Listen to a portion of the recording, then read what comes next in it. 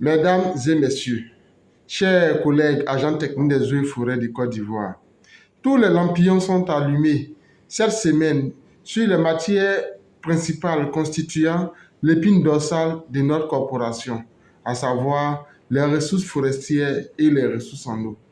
En cette semaine, marquant à la fois la célébration de la Journée mondiale de l'eau et la Journée mondiale de la forêt, il est impérieux pour nous, leaders syndicaux et partenaires sociaux de l'administration, de nous adresser à cette tripartie, à savoir les utilisateurs de ces ressources, les agents techniques des eaux et forêts et les décideurs, afin d'appréhender au mieux les fléaux qui menacent nos ressources. Mesdames et messieurs, permettez-nous ce jour de mettre un accent particulier sur les ressources en eau.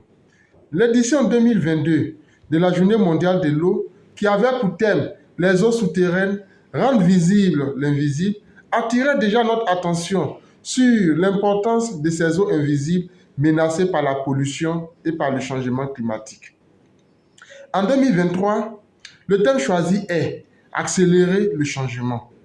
La célébration de cette journée nous exhorte à accélérer le changement pour résoudre la crise de l'eau et de l'assainissement, thématique correspondant à l'objectif numéro 6 du développement durable, qui est de garantir l'accès de tous à l'eau et à l'assainissement afin d'assurer une gestion durable des ressources en eau d'ici 2030 plutôt. Mesdames et messieurs, au vu de ce qui précède, nous comprenons aisément l'importance accordée à la ressource en eau par nos dirigeants. Il appartiendra donc à chaque partie d'assumer la responsabilité qui lui incombe.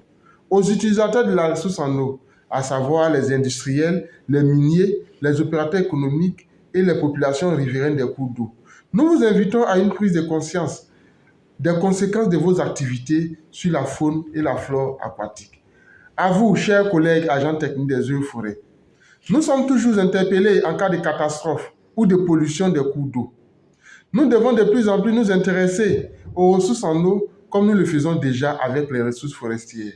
Ne soyons plus ces spectateurs qui assistent impuissants à la dégradation de notre matière première, mais aspirons à une connaissance approfondie de cette matière en prenant notre bâton de pèlerin pour faire appliquer la réglementation en vigueur. Ainsi, nous aurions prévenu des catastrophes. Chers dirigeants, l'accélération du changement passera nécessairement par l'adoption du nouveau code de l'eau et de la prise de ses décrets d'application. Les acteurs de la pollution sont connus. La menace pesant sur la ressource en eau et son habitat naturel est également le fait du remblayage et des lotissements des zones marécageuses.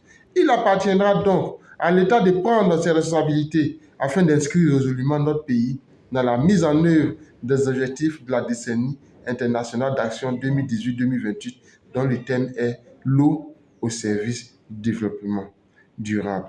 Je vous remercie.